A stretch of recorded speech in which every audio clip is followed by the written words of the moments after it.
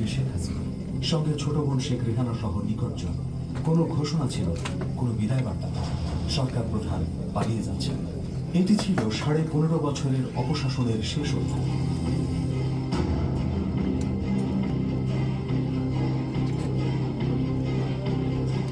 কেন এত তীব্র ক্ষোভ জমেছিল জনতার মনে? কেন গণভবনের দেয়ালে দেয়ালে উঠল প্রতিশোধের শব্দ ছায়া?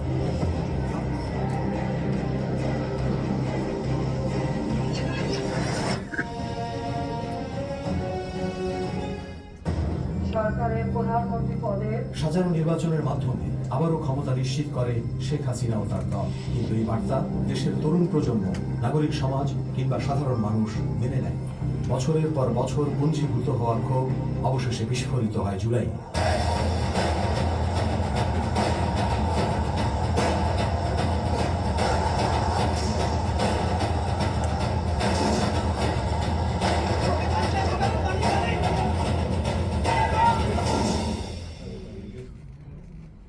মুক্তিযোদ্ধাদের নাতিপুতিরাও পাবে না, তাহলে কি রাজাকারের নাতিপুতিরা পাবে? সেটা আমার প্রশ্ন, দেশবাসীর কাছে প্রশ্ন, যে রাজাকার নাতিপুতিরা সবকিছু পাবে, মুক্তিযোদ্ধারা পাবে না।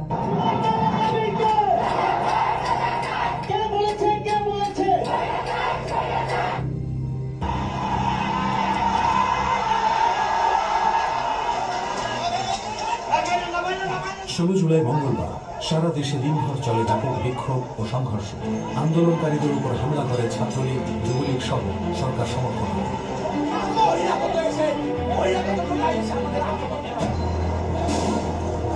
রংপুরে পুলিশের গুলিতে শহীদ হন বেগম রোকেয়া বিশ্ববিদ্যালয়ের শিক্ষার্থী আবু সাইদ। চট্টগ্রামে নিহত হন জাতীয়তাবাদী ছাত্র দলের নেতা ওয়াসিম আকরাম। এদিকে সারা দেশে ছাত্রলীগ, যুবলীগ ও পুলিশের গুলিতে প্রাণ হারান 6 জন। কোটা সংস্কার আন্দোলনে সাধারণ শিক্ষার্থীদের সঙ্গে সর্বাত্মকভাবে রাজপথে নেমে থাকার ঘোষণা দেয় জাতীয়তাবাদী ছাত্র দল। এই আন্দোলনটা ঢাকা বিশ্ববিদ্যালয়ের ক্যাম্পাস কেন্দ্রিক ছিল। তখনই আমরা ছাত্রদল সিদ্ধান্ত নিই যে না, এই যৌক্তিক আন্দোলন, কারণ ছাত্রদল সবসময় সাধারণ শিক্ষার্থীদের অধিকারের প্রশ্নে আমরা। ছাত্রছাত্রী প্রিয় ভাই ও বোনেরা, কোটা কখনো মেধার বিকল্প হতে পারে না। অথচ ন্যায্য দাবি না মেনে নিয়ে খুনি হাসিনা নিরস্ত্র ছাত্রছাত্রীদের উপরে পুলিশ, ছাত্রলীগ, যুবলীগ সন্ত্রাসীদেরকে লেলিয়ে দিয়েছে। আন্দোলনরত ছাত্রছাত্রীদের উপরে কেন গুলি চালানো হলো? আমি এই হত্যাকাণ্ডের তীব্র নিন্দা জানাই। মানুষের রক্ষায় হোক এই মুহূর্তের স্লোগান দফা 1, দাবি 1, খুনি হাসিনা পদত্যাগ। 17 জুলাই ঢাকা সহ সারা দেশের বিভিন্ন এলাকায় ছাত্র বিক্ষোভ, সড়ক মহাসড়ক অবরোধ, গায়েবানা জানাজা, কফিন মিছিল এবং দফায় দফায় সংঘর্ষ ও পাল্টাপাল্টি হওয়ার ঘটনা।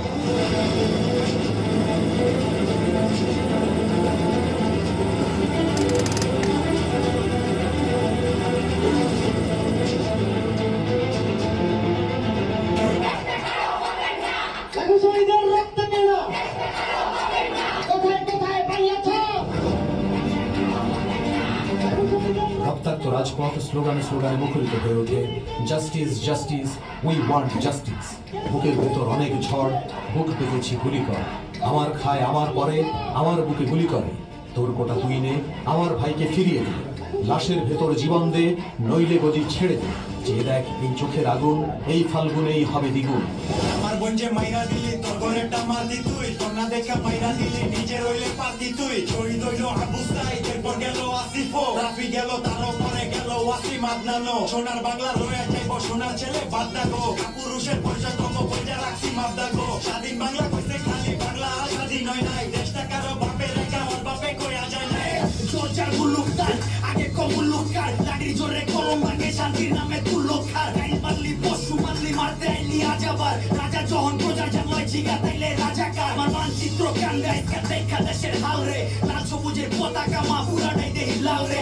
দেশ বেচা ক্যাশ করো, দেশ বেচা কই তোর মাইরা জাগর মাথা ফাটা, মারতে হইলে বই তোর। মারতে আইলে মাইরা দিবি, মুর্দা নাইলে চিন্তা। রাইত দেখা ডরাইস না কেউ, রাইতের পরে তিনটা। তোরা নড়বে 24-এর তফাৎ কইরে কথা কর। 18 জুলাই সারা দেশে কমপ্লিট শাটডাউন। শহরের অন্যতম প্রধান অবকাঠামো মেট্রো রেল অনির্দিষ্টকালের জন্য বন্ধ করে দেওয়া হয়। বিএনপি ও তারেক রহমান জানান, খুনি হাসিনার খুনি বাহিনী সারা দেশে রক্তাক্ত কারবালায় পরিণত করেছে। কোটা সংস্কার আন্দোলনে বীর শহীদদের রক্ত বৃথা যাবে না ইনশাল্লাহ, বৃথা যেতে আমরা দেব না ইনশাল্লাহ। আমি পরিষ্কারভাবে বলতে চাই, ছাত্র ছাত্রীদের বুকে আর একটি গুলিও চালাবেন না।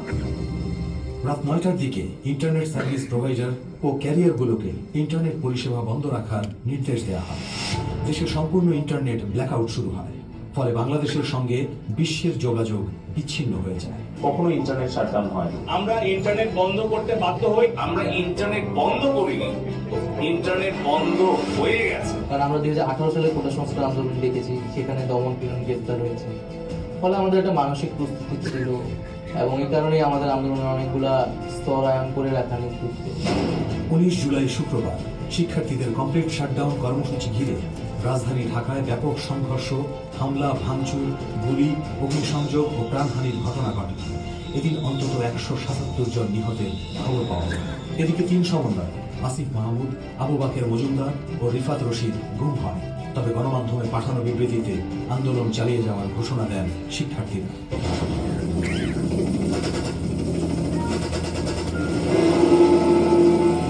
22 জুলাই থেকে 31 জুলাই দিনগুলোতে আওয়ামী লীগ ফ্যাসিস্ট সরকার হয়ে ওঠে আরো ভয়ঙ্কর। কোটা প্রথা সংস্কার করে প্রজ্ঞাপন জারি করে সরকার। এলাকা ভাগ করে সারা দেশে ব্লক রেড চালায় আইন শৃঙ্খলা বাহিনী। সাধারণ শিক্ষার্থী, ছাত্রদল, যুবদলের নেতাকর্মী সহ গ্রেফতার করা হয় 6264 জনকে।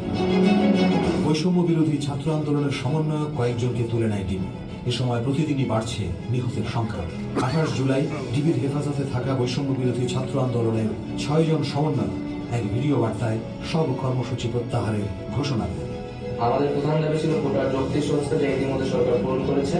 এখন শিক্ষার সুষ্ঠু পরিবেশ নিশ্চিত করার লক্ষ্যে দ্রুত শিক্ষা প্রতিষ্ঠান খুলে দেওয়ার জন্য সরকারের প্রতি জোর আহ্বান জানাই। সার্বিক স্বার্থে আমরা এই মুহূর্তে থেকে আমাদের কর্মসূচি প্রত্যাহার করছি। নির্যাতন করে, অস্ত্রের মুখে চিহ্নি করে, ভয় ভীতি দেখিয়ে তাদেরকে বাধ্য করে একটি জোরপূর্বক স্টেটমেন্ট নেওয়া হয়েছে। এভাবে স্টেটমেন্ট আদায় করার প্রতিবাদে আগামীকাল বৈষম্য বিরোধী ছাত্র আন্দোলনের পক্ষ থেকে সারা দেশে ছাত্র জনতার বিক্ষোভ কর্মসূচি ঘোষণা করছি। জুলাই শেষ হয়নি, আজ 32 জুলাই ব্যাপকভাবে প্রচারিত হয় এই বার্তা। গোয়েন্দা পুলিশের হেফাজতে থাকা বৈষম্য বিরোধী ছাত্র আন্দোলনের 6 সমন্বয়ককে ছেড়ে দেওয়া হয়। জামাত ইসলামী ও ইসলামী ছাত্র শিবিরকে নিষিদ্ধ করে প্রজ্ঞাপন জারি করে সরকার। রাতে ফেসবুক স্ট্যাটাসে যতদিন না এই বাংলাদেশ আন্দোলনকারীদের নিরাপদ আশ্রয়স্থল হয়ে উঠছে, ততদিন লড়াই চালিয়ে যাওয়ার ঘোষণা দেন অন্যতম সমন্বয়ক সার্জি সালাম।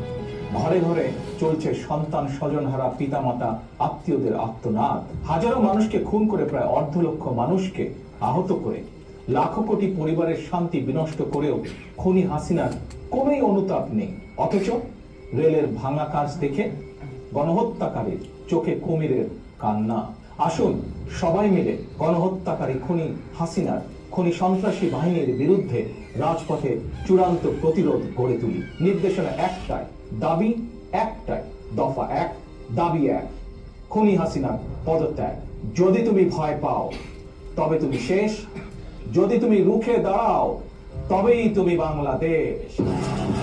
2 ও 3 আগস্ট, 33 এবং 34 জুলাই কোটা সংস্কার আন্দোলনের মধ্যে হত্যাকাণ্ডের বিচার, গ্রেপ্তারকৃতদের মুক্তি, কারফিউ প্রত্যাহার ও শিক্ষা প্রতিষ্ঠান খুলে দেওয়ার দাবিতে শুক্রবার 33 জুলাই জাতীয় প্রেস ক্লাব থেকে কেন্দ্রীয় শহীদ মিনার পর্যন্ত দ্রোহযাত্রা কর্মসূচিতে অংশ নেয় হাজারো মানুষ।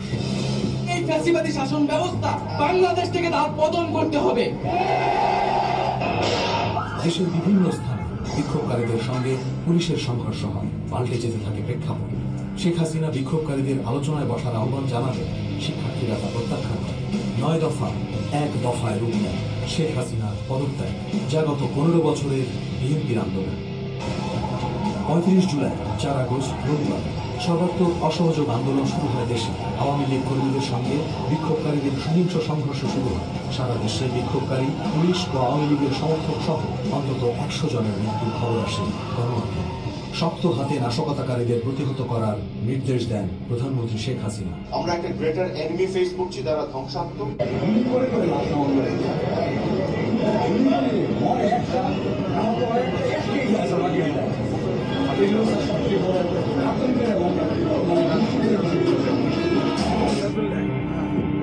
বিএনপি বুঝতে পেরেছিল যে আওয়ামী লীগ ফ্যাসিস্ট সরকার দেশে এখন গণহত্যা চালাবে, তাই তারেক রহমান এক ভিডিও বার্তায় দেশবাসীকে সতর্ক থাকার আহ্বান জানান।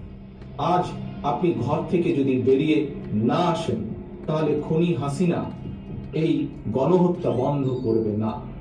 আজ এই লাশের মিছিল দীর্ঘ থেকে দীর্ঘতর হবে।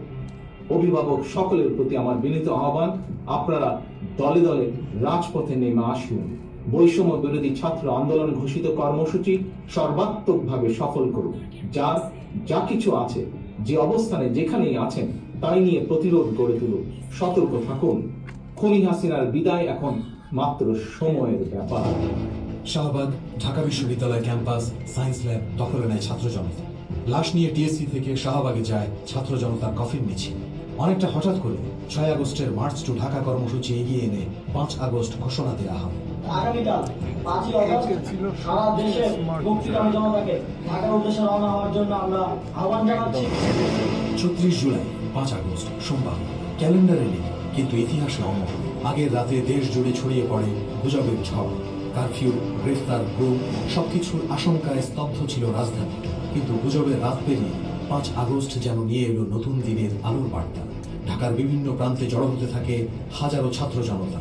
কারফিউকে অমান্য করে তারা পা রাখে রাজধানীর বুকে। ঢাকার সব প্রবেশ মুখে শক্ত অবস্থানে পুলিশ।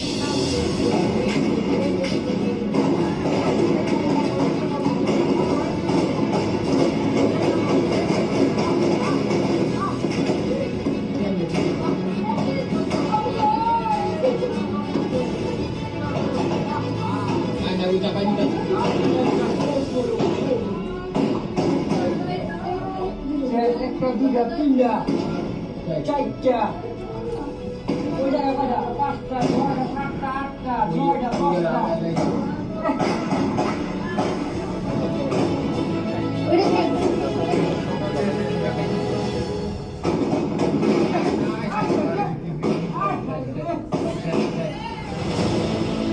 আন্দোলন দমাতে আরো বেশি শক্তি প্রয়োগে বিভিন্ন বাহিনীর শীর্ষ কর্মকর্তাদের চাপ দেন শেখ হাসিনা। বেলা 11টার পর ঢাকার প্রবেশ মুখে আর ঠেকানো যায়নি জনতার ঢল। সরকার কারফিউ জারি করেছিল ভয়ের দেয়াল তুলতে, কিন্তু সেই দেয়াল ভেঙে জনগণে এগিয়ে গেল ইতিহাস গড়তে। পুরো জাতি দম বন্ধ করে অপেক্ষা করে। এর কিছুক্ষণ পরেই দুপুর 3টায় দেশের প্রায় প্রতিটি টেলিভিশনের পর্দায় দেখা যায় সেই কাঙ্ক্ষিত মুহূর্ত। সামরিক হেলিকপ্টারে পালিয়ে যাচ্ছেন শেখ হাসিনা। এই দৃশ্য দেখে বিজয় উল্লাসে ফেটে পড়ে সারা দেশ। গণভবন, সংসদ ভবন, প্রধানমন্ত্রীর কার্যালয় সবই তখন জনগণের দখলে। দেশ জুড়ে ছড়িয়ে পড়ে দ্বিতীয় স্বাধীনতার আনন্দ।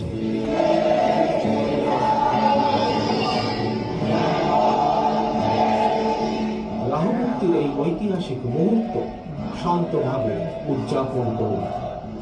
অনুগ্রহ করে কেউ প্রতিশোধ কিংবা প্রতিহিংসা পরায়ণ হবেন না।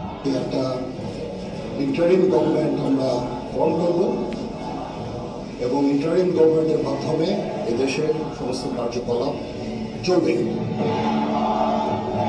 এখানে ছাত্ররা একটা মেজর ভূমিকা পালন করেছে লাস্ট কয়েক মাস, 1-2 মাস, 1 মাস 1.5 মাসের মতো। কিন্তু পুরো সময়টাই কিন্তু বিএনপি এবং আমাদের সঙ্গে যারা আছেন যে দলগুলো, তারা আমরা লড়াই করতে।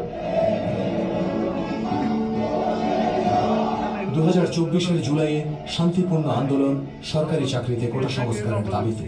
কে জানতো মাত্র 2 সপ্তাহেই রূপ নেবে এক রক্তাক্ত গণ অভ্যুত্থানে, যার পরিণতিতে বদলে যাবে দেশের ক্ষমতার চিত্রপট। বিজয়ের কাছে পরাজিতরা নিরাপদ থাকলে বিজয়ের আনন্দ মহিমান্বিত হয়।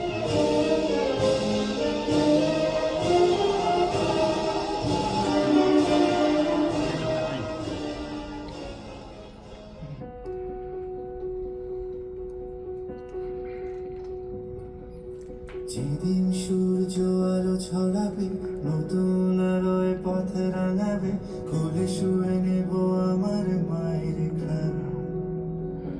সেদিন তোমার জন্য লিখব নতুন গান, সেদিন তোমার জন্য গাইব সেদিন গান।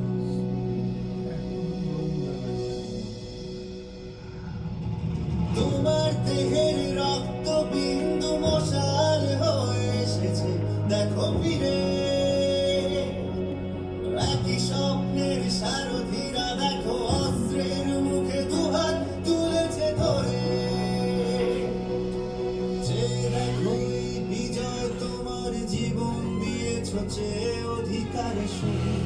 হয়ে ফিরেছ নিজের ঘরে মাকে বলেছিলে বিদেশ ঘুরে নিয়ে যাবে তাকে অনেক দূরে শীতল দেহে ফিরলে মায়ের তরে